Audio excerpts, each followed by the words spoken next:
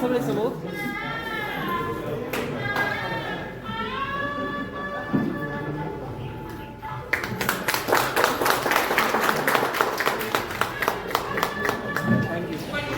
जेव्हा सासूबाई आळते तिची तेव्हा कळते की इथं प्रेम आपलं आईचं प्रेम कमी पडते, म्हणून ती आई व्हॉट्सअप सोडून देऊन त्या मुलाला घ्यायला आलेली असते. मग ते घ्यावंच लागते.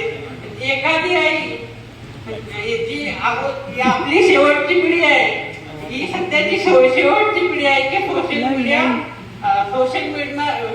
मीडिया वापरणारी न आई आहे. जी सोशल मीडिया वापरत आता सगळ्याच आई व्हॉट्सअप वापरत आहेत, फेसबुक वापरत आहेत, ट्विटर वापरत आहेत, इंस्टाग्राम वापरत आहेत, टेलिग्राम वापरत आहेत. पण असं नाहीये की सगळ्याच आई मुलांना वेळ देत नाहीत. सगळ्यात आता बऱ्याच आई मुलांवरती इतकं फोकस करतात ते म्हणजे प्रेम असते. माझ्या मुलाला हे घडवायचंच आहे, मला माझ्या मुलाला कलेक्टर बनवायचंय, डॉक्टर बनवायचंय, इंजिनियर बनवायचंय, हे तर स्वप्न राहतातच. पण माझ्या मुलाला कशात आवड आहे, माझा मुलगा कोणती गोष्ट आवडीने करू शकतो, ही गोष्ट निवडून त्याच्यात करिअर करायला लावणे.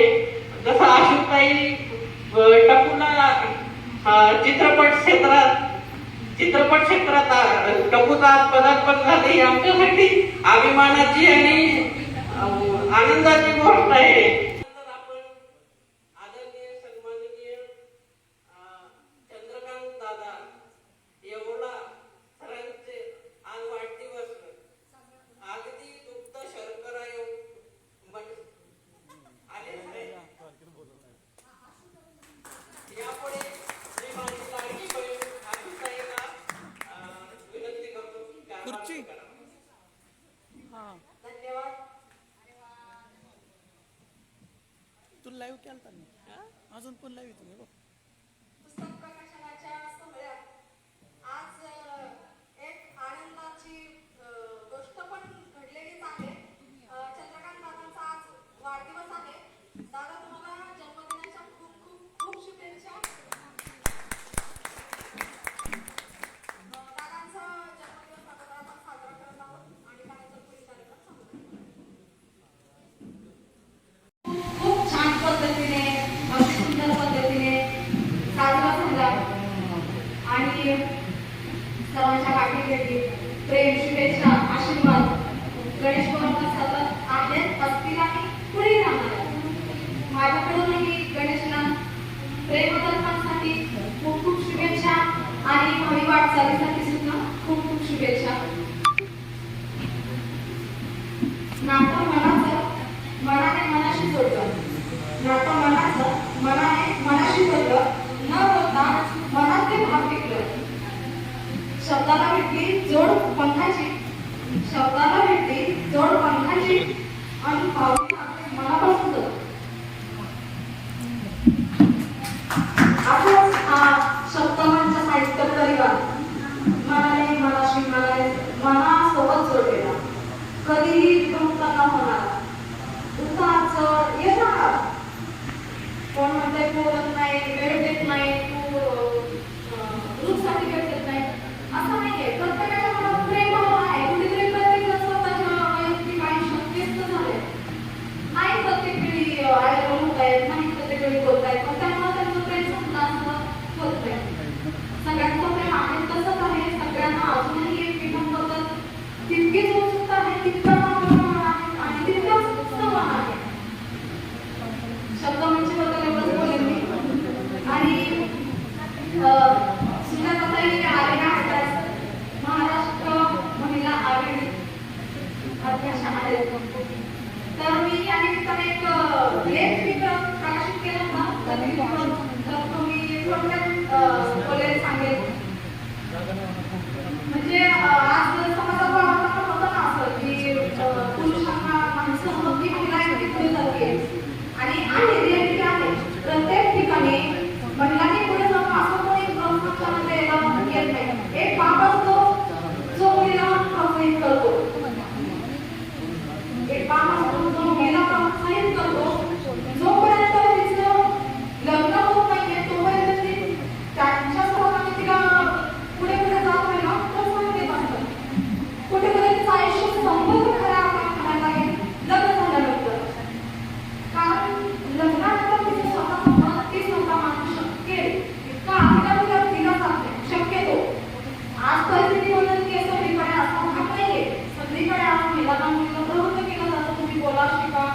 पुढे जा, समाजात वावरा याच्यासाठी प्रत्येक ठिकाणी अशी गोष्ट घडते असं नाही.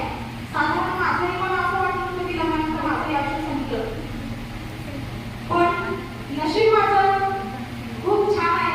लव्ह मॅरेज माझंही आणि मिस्टरांनी मलाही खूप सपोर्ट केला, करतात आणि खूप राहिले पुढे त्यांनी सपोर्ट केला. त्याच्यामुळे आज मला सगळी नाती भेटली जाते त्यांच्या सपोर्टमुळे.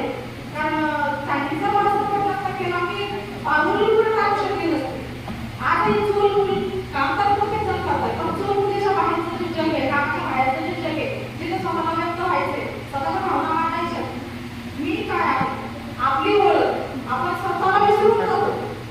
ती ओळख आपल्याला करून देण्याची एकच संधी आणि ती म्हणजे लेखणी. दुसऱ्या ठिकाणी नाही व्यक्त होत आहे. मित्र आहेत, मैत्रिणी आहेत, कितीतरी गोष्टी अशा असतात की नाही त्यांना सांगू शकत, ज्या आपण शब्दातून व्यक्त करतो आणि ते समाजापर्यंत पोहोचतात. असं नाही की प्रत्येक जण आपलीच त्यातून मांडतात, समाजात हे होत असतं तिथे मांडलं जातं. असाच एक लेख मी लिहिला होता महिला दिनाच्या दिवशी. तर महिला दिनाचा कार्यक्रम साजरा होतोय, समोर महिला मंडळ पूर्ण स्टेजवरती सजवलेला आहे, महिलांचा सत्कार वगैरे आदर होतोय, वेगवेगळ्या गोष्टीतून वेगवेगळ्या प्रकारांतून महिलांना कसं प्रवृत्त केलं जाईल, त्यांना किती सुरक्षित करता येईल तेवढं प्रयत्न केलं जाईल, अशा प्रकारचा कार्यक्रम साजरा होतोय. खूप मोठा भव्य मंडप मांडला, त्याच्या नगरसेवक, आमदार, खासदार प्रत्येक जण आपापल्या परीने कार्यक्रम साजरा करतोय. एक बाई येते, तिच्या बाळाला भूक लागली आहे, प्लास्टिक गोळा करणारी बाई, कचरा वेचणारी बाई, तिच्या मुलाला भूक लागली आहे, तिच्याकडे जेवायला काही नाहीये. कार्यक्रम दिसला, तिला वाटलं चला आज कुठेतरी कार्यक्रम आहे, पण मला तिथपर्यंत जायला भेटेल की नाही. कार्यक्रम तर दिसतोय, जागतिक महिला दिन साजरा होतोय तिकडे, जागतिक महिला दिन तिथे साजरा होतोय. मी तिथे जाऊ शकते का? तिला तिथं विसर पडले की स्वतः एक महिला आहे, तिला तिथे येण्याचा खरं तर अधिकार आहे, पण तिला ते कन्फ्युजन आहे की ती तिथपर्यंत जाऊ शकते का? ती तिथपर्यंत नाही येत. लोकांचे जेवण होत आहे, उरले सुरलेला बाजूला पडते, तिथे आपण मुलाला घेण्यासाठी स्टेजच्या जवळपर्यंत आलीच शेवटी. तिला सिक्युरिटी तिथेच अडवलं. महिला दिनाचा कार्यक्रम चाललाय, हे माणसं मी ती एक महिला आहे, ती एक महिला आहे. बाई आतमध्ये कार्यक्रम चालू आहे, महिला दिनाचा कार्यक्रम चालू आहे, तू आतमध्ये जाऊ शकत नाही.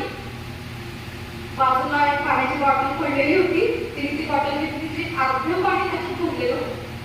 जवळच्या पिशवीतला भाकरीचा तुकडा काढला, तो पाण्यात भिजवला आणि बाईकडून तिने मुलाला भरवला. मुलाला ठसका लागला, आता पाणीच नाही, त्याला काय झालं? ती परत नजरा चुकवत चुकवत कशी आलीच शेवटी. मुलासाठी आई काही करू शकते, ती आलीच पाणी घ्यायला. आणि तितक्याच बाजूची एक महिला, जिचं लक्ष केलं की कोणीतरी बाई आली, ती पाण्याच्या बॉटलकडे बॉक्सकडे आली आहे, जिथे जेवणाचं बुफे सेट लागलेले तिकडे ती आली आहे. ती स्टेजवरून खाली उतरली. हे बाई, तुझं काय काम आहे, तुला कळतं का? तुला अक्कल काही काय कार्यक्रम चालू आहे, तुला कळतं काही काय कार्यक्रम चालू आहे? काय कार्यक्रम चालू आहे? महिला दिनाचा कार्यक्रम चालू आहे, तुला कळतं का? तू काय करते? तू कुठे आली आहेस? तू आधी बाहेर निघ, तू आधी बाहेर निघ. तिने अक्षरशः तिला पाणी न देता हाकीतलं. दिवस कोणता? जागतिक महिला दिन. Show off. आम्ही महिलांचा किती आदर सन्मान करतो हे समाजाला दाखवतोय की आपण महिलांचा किती आदर सत्कार करतोय. एक महिला दुसऱ्या महिलेचा आदर सत्कार करते का? एक महिला दुसऱ्या महिलेचा आदर सत्कार करत नाही. प्रत्येकीला वाटतं की मला मान सन्मान मिळावा, का तिला हक्क नव्हता का? महिला ती पण आहे, तिलाही हक्क होता. जागतिक महिला दिन होता, लिमिटेड नव्हता ना की ह्याच भागातल्या महिलाचा सत्कार आहे. जागतिक आणि ह्याच जगातले एक महिला कार्यक्रम सादर करते पुढे 4 तासामध्ये तिला मिरवायचं आहे, तिचं नाव तिला मोठं करायचं. तीच महिला खाली येऊन दुसऱ्या महिलेला अपमानित करते की तुझं इथं काय काम, तुम्ही तुम्ही निघून जा. वास्तव बाकी काय म्हणजे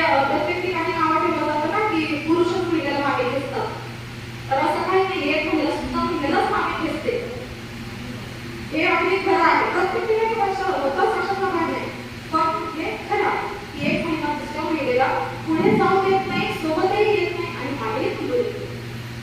हे वास्तव. माझ्या दोषाला थांबवते.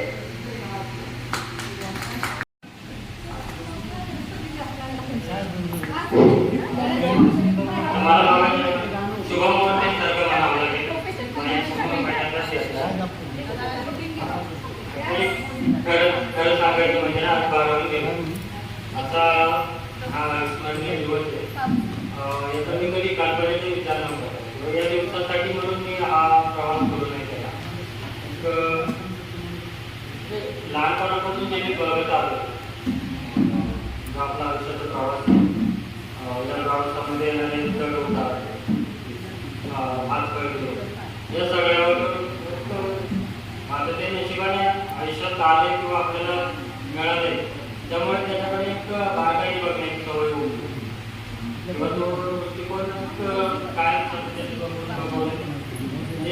ऑटोमॅटिकली मनात एखादी गोष्ट बघितली त्याच्या चारही बाजूने विचार करायचा, कुठल्या बाजूने कसा विचार करायचा, या सगळ्याचा त्या चारही बाजूने विचार करण्याची सवय होती. आणि मग यातून कधीतरी शाळेत जाताना की मला 6वी-7वीत असेल त्यावेळेस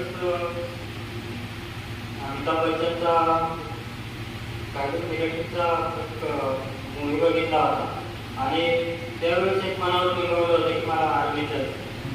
आणि आर्मी जाण्यासाठी मी एक स्वप्न बघितलं होतं की आपण देशासाठी किंवा आपल्या समाजासाठी काहीतरी करायचं.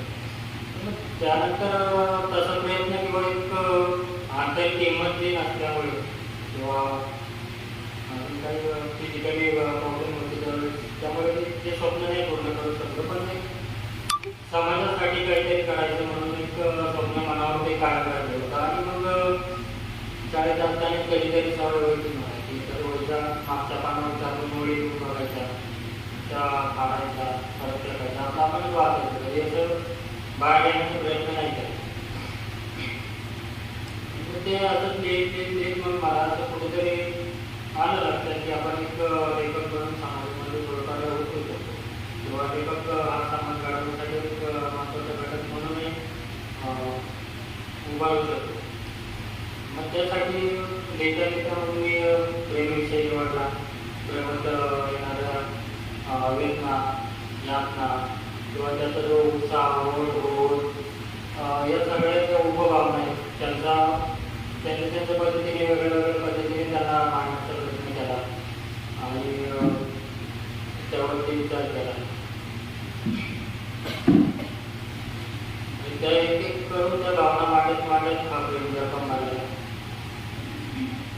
आणि त्याचं आज त्याच्या स्वरूपात जे प्रेम मला मिळाले त्याबद्दल म्हणजे खरं तर मांडायला शब्द नाहीत माझ्याकडे की कुठल्या शब्दांमध्ये मी ते आभार व्यक्त करू सगळ्यांचे. आणि या विस्मरणीय दिवसाला कुठलाही नाव घेऊन म्हणजे बारावण्यासारखं झालं. ते तळागाळाचा एक सर्वसामान्य असल्यामुळे मला या सगळ्या गोष्टीची किंवा मला कधी असं एकट्याने समोर जायचं, कुणीतरी आपल्या पाठीमागे राहायचं, ही गोष्ट मला आवडते. मला सगळ्यांच्या सोबत जे चालतो आपण सगळ्यांना सोबत घेऊन सगळ्यांना एकत्रीकरणात त्यामुळे मी ही परिस्थिती यातून कुठेतरी पुढे जायचं किंवा काहीतरी समाज या उद्देशाने मी कधी व्यक्तीला बघितलंच नाही. एक छंद आहे आणि छंदानुसारच मी त्याला घेतो. फक्त एक असं झालं की आपण त्या छंदातून समाजापर्यंत पोहोचू शकतो, समाजाला जोडण्याचा प्रयत्न करू शकतो आणि त्याचंच प्रतिरूप मला बघायला मिळालं. कुठेतरी ते थोडंसं सार्थ झाल्यासारखं वाटलं आणि आईवडिलांना दुसरं काही आयुष्यात देऊ शकेल नाही शकेल, पण ही माझी संपत्ती आहे की आज त्यांना करतो. आणि हा प्रयत्न पण पाहिजे, माझी पहिली आवृत्ती, पहिला प्रयत्न त्यांच्या चरणाशी ठेवतो आणि आपल्या सर्वांना तो सुपूर्द करतो आणि माझे दोन शब्द थांबतो. धन्यवाद सर्वांनी एवढं प्रयोग केलं. आणि अजून एक महत्त्वाचं जे राहिलं, आपले चंद्रकांत जेवढा सर त्यांना जन्मदिनाच्या खूप खूप शुभेच्छा. आजच्या निमित्ताने त्यांचा जन्मदिवस साजरा करायची संधी मिळाली त्याबद्दल आणि त्यांनी उपचित्र ही संधी दिली त्याबद्दल त्यांचे खूप खूप आभार. थँक्यू. तर आपले सगळ्यात जास्त ओळख लेखकांची ती शब्दाशी असते. म्हणजे नातं जे असतं लेखकाचं ते शब्दांशी असतं. जे सगळ्यात जास्त प्रेम जर लेखकाचं कोणावर असेल तर त्याच्या शब्दांवर असेल. आणि ते शब्द आपल्याला बोलायला जे शिकवतात लहानपणापासून ते आई वडील असतात. म्हणजे तिथून आपल्या त्या शब्दांशी नात्याचं जे सुरुवात होती ती आई वडिलांपासून होती. आई आपल्याला वडील आपल्याला बोलायला शिकवतात, चालायला शिकवतात. शब्द आपल्याला प्रत्येक गोष्टीची नातं एक प्रेमाचं नातं निर्माण करतात. म्हणजे प्रेमाच्या नात्यात एक वेगळी कथा बनते आणि तीच कथा एक अशा पद्धतीने प्रेम दर्पण नावाने सुद्धा प्रचलित होते. प्रेमाच्या प्रत्येक पैलू असतात, विविध पैलू असतात. सगळ्यांमध्ये तुमचं आमचं प्रेम सेम असतं. पण जर विचार जर केला तर प्रत्येक प्रेम कथा ही एक वेगळी असते. प्रत्येक प्रेम कथेची भावना, प्रत्येक प्रेम कथेची संकल्पना, प्रत्येक प्रेम कथेचे विचारधारा एक वेगळी असते. पण तिचा जो थीम असतो, कन्सेप्ट असतो तो सारखा असतो की तुम्ही प्रेम करा. प्रेम केल्याने काय होतं की नातं निर्माण होतं. प्रेमाने तुम्हाला तुमची ओळख निर्माण होते. आणि जर तुम्हाला ओळख निर्माण करायची असेल तर प्रेम तुम्हाला प्रत्येक संकटाशी लढायला शिकवतो. म्हणून आयुष्यात प्रेम महत्वाचं असतं. दोनच्या पुस्तकातले मी बघितले 10 कथा 10 पैलूच्या जसं म्हणताना आपण अष्टपैलू 10 दिशा असं म्हणते की 10 दिशाच्या 10 कथा त्यांनी एकत्र केल्या आणि त्या पद्धतीने आणि प्रत्येक कथेची एक वेगळी आयडिया लोकांपर्यंत पोहोचण्यासाठी जी भाषा शैली आहे. आता आपल्या तुम्ही सगळे पुणे मुंबईचे लोक पण आमच्या नगरमध्ये पण नगरी 2 प्रकारची भाषा आहे. एक संगमनेरी आणि एक नगरी. आणि ते त्या भाषेचं खरं वैशिष्ट्य म्हणजे हिला सगळी ग्रामीण भाषा शैली. आणि हे ग्रामीण भाषा शैलीचे शब्द जर कोणी वाचले ना की त्याला वाटतं अरे हा आपला आहे. म्हणजे आपल्यापणाची जे भावना आहे त्याच्या शब्दात ते तिथून भेटली. आणि खरं म्हणजे साहित्य क्षेत्रात ग्रामीण लेखन शैली सगळ्यात वरचढ म्हणजे हा आतापर्यंत मी जे काही वाचन केलं त्यात वाटतं. आणि प्रत्येक शहरी माणसाला पण असं वाटतं की आपण ग्रामीण भागातल्या लेखन शैलीवर लेखन करतो असेच विचार आपण स्पष्ट करत. आणि ज्यावेळेस आपण लेखन करतो त्यावेळेस आपलं नाव होतं. आणि एकदा नाव आपलं झालं की गाव पण आपलं बनतं. सगळ्यात महत्वाची म्हणजे ओळख निर्माण होती. ही ओळख आता गणेशची होती आहे प्रेम दर्पण म्हणून. उद्या आपल्या सर्वांची हो, प्रत्येकाची हो ही सदिच्छा. धन्यवाद. आता बोलायचा योग आला मी बोलतोय मला खरं कौतुक गणितच्या आई वडिलांचं करायचं आहे. कारण म्हटलं गणितमुळं आई वडील फेमस असत नाही, आई वडिलांमुळे गणेश फेमस झाला आहे. त्यासाठी काय म्हटलं जातं संतांच्या पोटी संत जन्मावे असं म्हटलं जातं.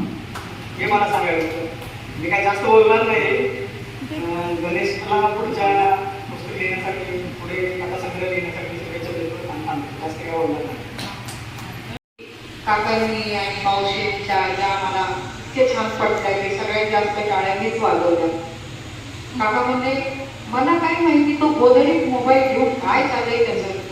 पण मला त्यावेळेला माझ्या मुलाचं आठवलं की तो त्याच्या मैत्रिणीशी चॅटिंग करायचा आणि माझे वडील त्याला खूप खोडायचे. पण मी लक्ष नाही दिलं. अंदाज नाही का माझ्या मुलगा तसा नाही अशा टाईप झालं. त्याला प्रेम विवाह झाला, सगळं छान झालं. स्वतःचा बाग दोघं आणि तो बाग वेगळा. परंतु काकांसारखी आमच्यासारख्या बऱ्याच पालकांना ती खूप भेडसावणारे प्रश्न आहेत. परंतु काकांचं म्हणजे मुलाचं असं भाग्य आहे आणि काकांनी इतका छान अंधविश्वास त्याच्यावर ठेवला परंतु त्यांनी त्याचं चीज केलं. हे म्हणजे ज्वलंत उदाहरण दिसतं. आणि पत्रकार असल्यामुळं थोडंसं नाही का मुलाकडे थोडं मी ताईनं विचारलं म्हटलं काय होईल काय तुम्हाला माहिती काय काय चाललंय काय. म्हणजे आम्ही अडाणी आहे, आम्हाला काहीच माहित नाही काय चाललंय. म्हणता हो तुमच्या मुलांनी इतकं छान पुस्तक लिहिलंय, तो लेखक झाला म्हणजे एवढा मोठा आणि हा इतका प्रचंड सोहळा. बघा ही आईची माया आणि ती सर्वांनाच मिळवून आणि सर्व विद्यार्थ्यांनी त्या आई वडिलांची जी पारखी निस्वार्थी जी माया आहे तर त्याला कधीही धोका देऊ नये असं मला वाटतं. तुम्हाला जे काय असेल व्यक्त व्हायचं ते आई वडिलांशी मन मोकळं व्हा आणि आई वडील तुमचे नक्की तुमचे मित्र होतील आणि त्यांचंही तुम्हाला प्रोत्साहन होईल.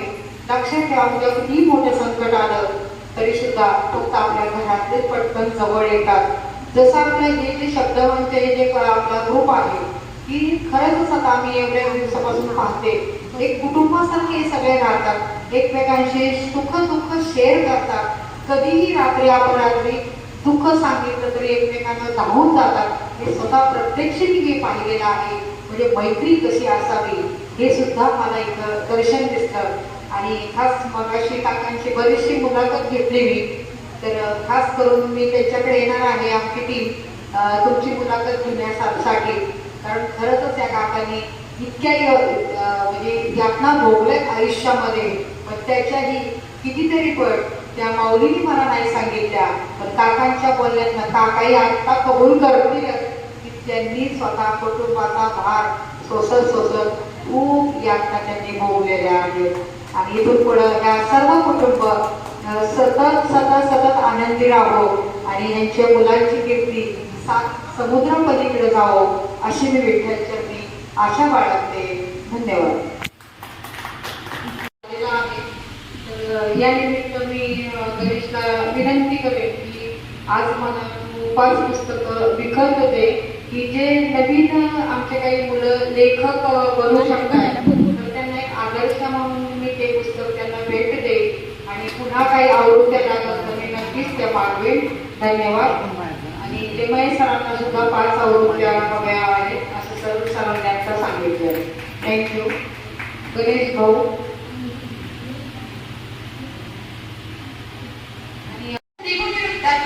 हे कसं आहे, आज माझी बाबा हार झाली कशी, आज माझी बाबा हार झाली कशी, सांग का ती प्रिया ठार झाली कशी, सांग का ती प्रिया ठार झाली कशी.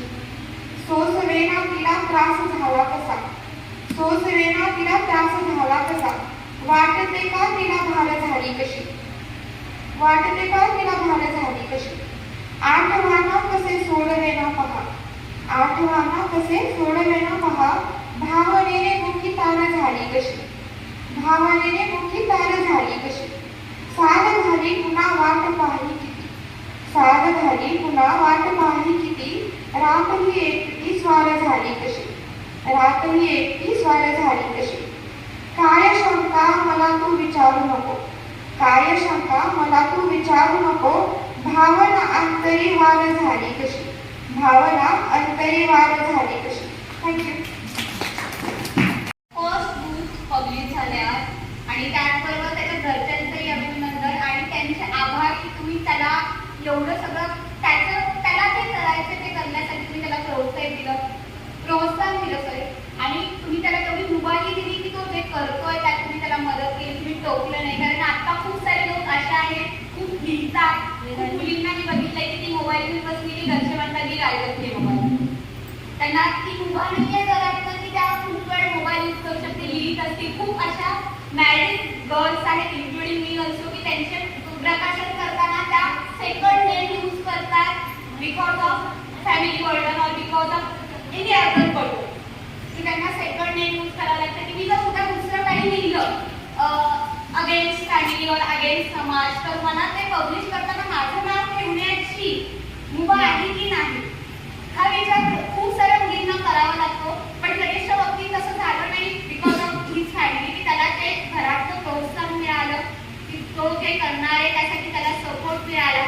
त्यासाठी काकांचे आणि काकूंचे खरंच आभार की त्यांनी त्याला सपोर्ट केला आणि त्यांनी अशीच उत्तर प्रगती करत राहावं ही ईश्वराकडे प्रार्थना आहे की त्यांनी त्याला त्यासाठी मदत करावी. आणि बाकीचे सगळे शब्द म्हणजे ते त्याचे मित्र परिवार आणि त्याचा इकडचा जो त्याचा गावचा मित्र परिवार आहे तो तर आहेच त्याला सपोर्ट करण्यासाठी. पण त्यांनी असंच लिहित राहून मला आठवते की कोविड काळात मी पहिली त्याची गुलमोहर कविता वाचली होती आणि आमची फर्स्ट माझा प्रतिलिपीवरचा फर्स्ट फ्रेंड कोण असेल तर गणेश. की माझी प्रतिलिपीवर मी कोणाशी तरी फर्स्ट टाइम बोलली आहे तो गणेश. त्याच्या अगोदर मी प्रतिलिपीवर आपण चॅटिंग प्रकार आहे मेसेजेस करता येतात हे मला माहिती नव्हतं कारण तेव्हा सगळे आपल्यात जे काय आहे ते कनेक्ट प्रतिलिपीला जास्त कोविडमध्ये झाले. त्या कोविडच्या ज्या पेंडेमिकचा एरिया होता त्यामध्ये सगळे कनेक्ट झाले, कारण करायला दुसरं काहीच नव्हतं. सो त्याच्यानंतर आम्ही असं बोलत होतो आणि त्याचे ग्रॅमेटिकल मिस्टेक करेक्ट करायला तो त्याच्याकरिता माझ्याकडे पाठवायचा, कारण थोडेफार प्रमाणात गावामुळे असेल की काहीतरी त्याचं लिखाणात थोडेसे अनुस्वार, तुकार, वेलांटी याच्या थोड्याशा मिस्टेक्स राहतात. तर ते करेक्ट करायला तो जायचा. मग मी त्याच्यात थोडं काही सुचवलंय करून त्यांनी मला थोडंफार लिहायला प्रोत्साहित केलं. ते माझं असं आहे की कोविड संपलं आणि लिखाण संपलं, म्हणजे मी फक्त पेंडेमिक पुरती लिहिणारी होते की काही मला माहित नाही. पण त्याच्यानंतर तो खंड पडला, तो आजपर्यंत आहे. आतापर्यंत माझे सगळे जे काही सहकारी होते तेव्हा शब्दवंतीमध्ये ते म्हणतात लिहित जा, बट नाही वेळ होत, कारण बाकीही खूप सारे आपण हातात कामं घेतलेली असतात, ते करायचे असतात. पण बाकीच्या या लोकांनी जे काही प्रतिलिपीला कनेक्टेड आहे त्यांनी त्यांची कामं तशी चालू ठेवले. आज गणेशचं बुक आलंय, मागे निर्भयचं बुक आलं, दादांचे येणारे, प्रियाचे येणारे, त्याचे सगळ्यांचे मागेही जेव्हा निर्भयचा प्रोग्राम होता तेव्हा बोलले की सगळ्यांचे बुक्स आम्हाला बघायचे, कारण आता वाचक मला ते सगळे वाचायचे. आणि मला सांगायचंय की मी या सगळ्या फॅमिलीचा एक भाग, भलेही मला माहिती आहे की मला ते शक्य म्हणजे मी बघा मला तेवढं सुचतही नाहीये खरं तर, आणि तेवढी आता वेळही नाही की मी ते बसून लिहीन किंवा काही. आणि मी हार्डकोर लेखक कॅटेगरीत नाही, जे आहे त्यांनी त्यांच्या त्या क्षेत्रात ते करत राहावं. आणि प्रत्येकाचं एक बुक, एक मी एक का म्हणते, सॉरी मी दादा म्हटले की प्रत्येकाची सेकंड आवृत्ती किंवा सेकंड बुक असावं, पण मी एक का म्हणते की ऍटलिस्ट एक तरी मी, फॉर एक्झाम्पल त्याची जशी मी सगळं जातात मी गेल्यानंतर माझी एक आठवण माझ्या मित्रांकडे मनात आहे तशी हार्ड कॉपी पण माझं नाव कुठेतरी कोरलेलं त्यांच्या घरात, बाकी कुठेही आपलं नाव कोरलेलं नाही. आपण फोटो फ्रेम कोणाला दिली, नाव टाकून दिली, तो एरेज करतो की नाही मी पुढे कोणाला तरी फॉरवर्ड करेल, पण ते एक हार्ड कॉपी राहील प्रत्येक आपल्या फ्रेंड्सकडे की त्याच्यात माझं नाव कोरलं. त्यासाठी प्रत्येकाचं एक तरी बुक राहावं. आणि मग आम्ही तर एक निर्भयचे उचलून आणले, आम्ही याचं उचलून येणार, मी सगळ्यांचं कलेक्शन करणार असते. सो सगळ्या, आणि मी नेहमी रेडी पण राहते, तुम्ही मला बोलवलं तर मी येत पण राहते. आणि पुण्यात तर असतील तर वेळेला मी दादांना सकाळपासून विचारते कुठे ठेवणार आहे तुम्ही. सो सगळ्यांनी एक तरी त्यांचं बुक पब्लिश करा. आणि खरंच मी म्हणते की दादा म्हटले तशी की एक नेक्स्ट आवृत्ती सोबत तुम्ही पुढचं अजून एक सेकंडवालं बुक जरी पब्लिश केलं तरी खूप छान आहे. आणि करावं अशी माझी खरंच मनापासून इच्छा आहे. आणि त्यासाठी परमेश्वराने आपल्याला प्रोत्साहन करावं किंवा साथ द्यावी अशी मी परमेश्वरालाही प्रार्थना करते. अँड थँक्यू असू तुम्हाला इन्व्हाइट केलं फॉर हे स्पीच, आणि सगळ्यांचे आभार तुम्ही ऐकून घेतलं. कोण घेऊन आलं माझं सगळे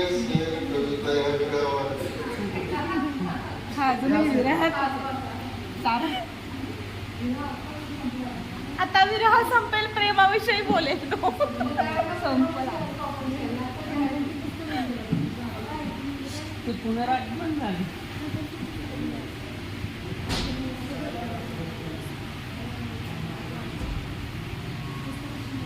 सणावर जाताना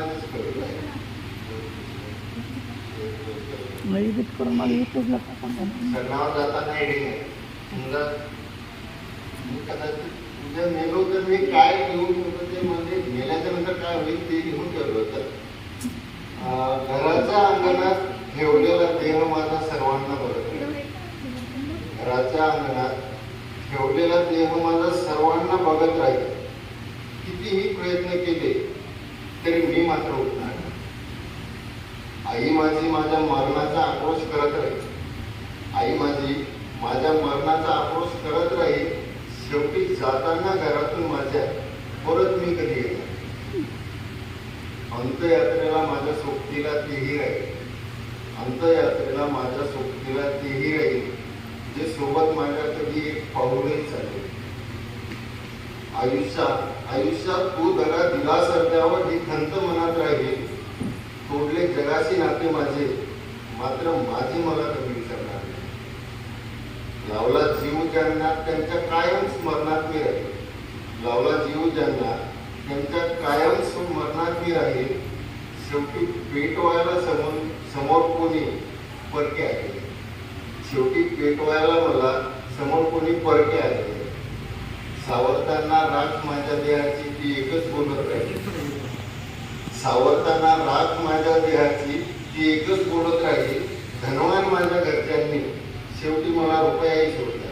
कपाळाला लावलं होता. तिसऱ्या राखेत पाहतात लोक किंवा कोणाला सापडते, कोणाला सापडलं, त्याला सापडलं तो समज किंवा मी भाग्यवान आहे, पवनचं माझ्यावर प्रेम होतं म्हणून मला रुपये भेटले, तेव्हा घेऊन शेवटी धनवान माझ्या घरच्यांनी शेवटी मला रुपयाही सोडला. सरणावर जाताना इतकेच मी जगाला सांगत राहील, प्रवास जरी संपला आपला, मात्र नाव माझं संपलं आहे. तुला सांगितलं तसंच करणार होतो. माझं मनोगत मनात ठेवूनच घ्यायचं.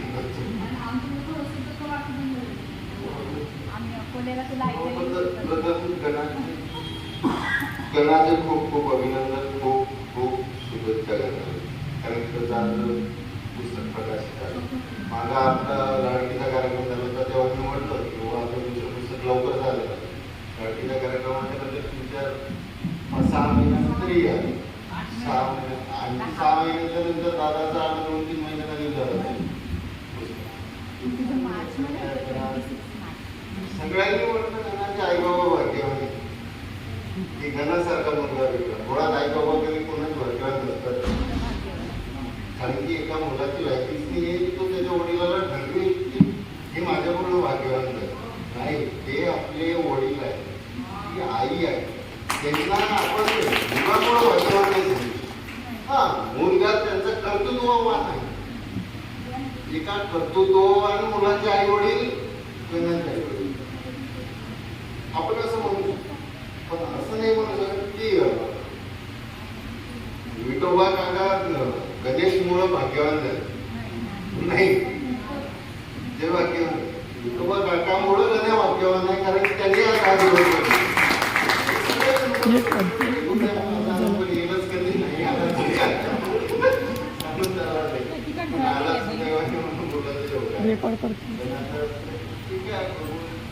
गणाला शुभेच्छा तर आहे. गणासोबतचे आपण मित्रही बघितले. त्याचा मित्रपरिवारही चांगला. त्याला कसलीही मदत इथं लागली तरी तुमचा मित्रपरिवार मोठा आहे. मोठा मग गणा कुठलंही काम संगमनेरमध्ये करू शकते. त्यानंतर आणखी करणार बघू. त्याला शुभेच्छा तर आहे. मनापासून समजली जाऊन एक बाब किती साधा असून काकाकडे बघून आपल्याला समोर जेव्हा त्यांनी त्यांचा मनोगत व्यक्त केलं तेव्हा काय मी म्हटलं कर बाबा काय बोलतो मोबाईलमध्ये रात्रभर कर तुला काय करायचं. म्हणजे एका वडिलांचे एवढे साधे होते तर आपल्या मुलाबद्दल निघत असते तर एकदम निघत असते. म्हणजे मुलावर विश्वास ठेवला. खुला छोड़ रखा है घर वालों ने हमें क्योंकि मुझे मालूम है मुझे हाथ और मेरी संस्कार मुझे मालूम. म्हणून त्यांच्या आईबाबाला माहिती की आपला पोरगा वाया जाणार नाही. मोबाईलमध्ये त्याचा रात्रभर काहीही केलं तरी वाया जाणार नाही. त्याला काहीही करणं मागचं कारण हे होतं किंवा त्या काही करते आपण हे म्हटलं की बाबा ठीक आहे एकदम साधा का गणा माती होते त्यांना असो ठीक आहे. आता शुभेच्छा तर सगळ्यांनी दिल्या. माझ्या शुभेच्छा आहे, सदिच्छाही आहे, मी सोबतही आहे. आपण सगळेजण आहोत.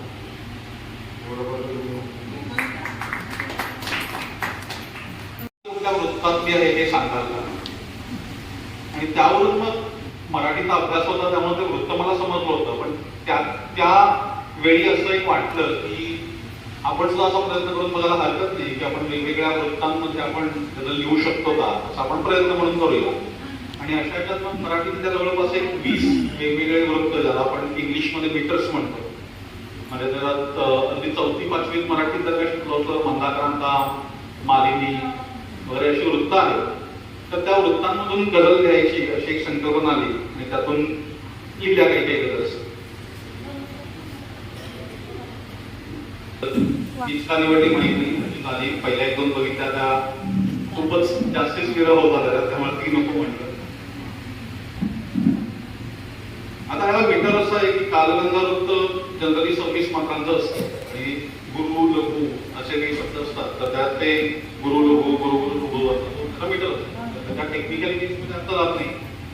तर गजल अशी आहे, प्रीत माझी मोह रावी दृष्ट तू लावू नको, प्रीत माझी मोह रावी दृष्ट तू लावू नको, सांज वेळी रम्य काळी दृष्ट तू होऊ नको. थंड होतो मीच जेव्हा तूच जेव्हा छेडले, थंड होतो मीच जेव्हा तूच तेव्हा छेडले, लागलेली आग आता कुंकुनी टाकू नको. रेटलेली नाव माझी खोल दर्या पाहू दे, सोडलेला दोर पुन्हा बांधण्या सांगू नको. ती होडी जी तू अशी अथांग समुद्रात प्रेमाच्या लोटून दिलेली आहे ती परत बांधायला सांगू नको. मला तुझ्यावर इतकं प्रेम करू दे की सागराच्या जशा आगळीत लाटा असतात त्याप्रमाणे ती अविरत प्रेम मला तुझ्यावर करायचं.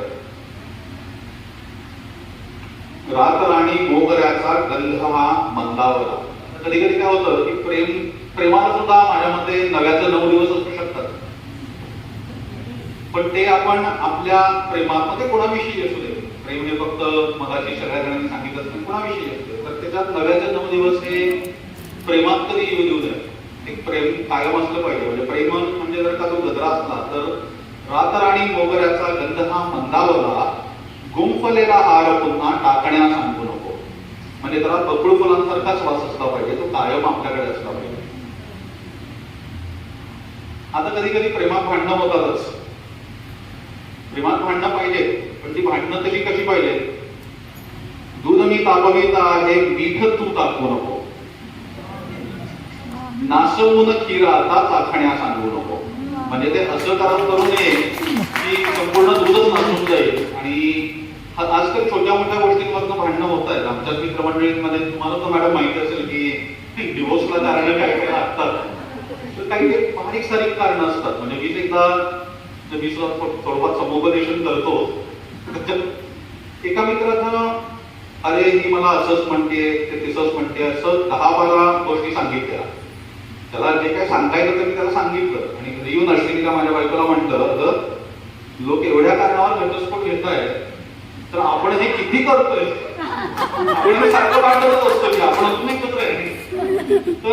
तर त्यामुळं भांडा, प्रेमात सुद्धा भांडा, पण ते असं भांडू नका की दुधात जसं आपण मीठ टाकतो ना तसं.